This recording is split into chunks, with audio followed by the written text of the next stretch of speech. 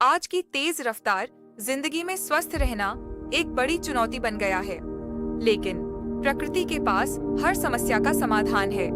योग, प्राकृतिक चिकित्सा और समग्र जीवन शैली हमें एक स्वस्थ और संतुलित जीवन की ओर ले जाती है।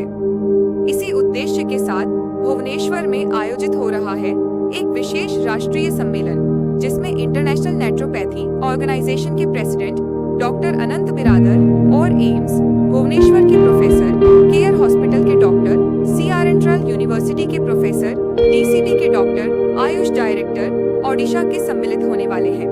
ओडिशा नेचुरोपैथी और इंटीग्रेटिव वेलनेस समिट 2026, जहां देश भर के नेचुरोपैथी विशेषज्ञ, योग गुरु और वेलनेस एक्सपर्ट अपने ज्ञान और अनुभव साझा करेंगे। स्थान भुवनेश्वर, ओडिशा में।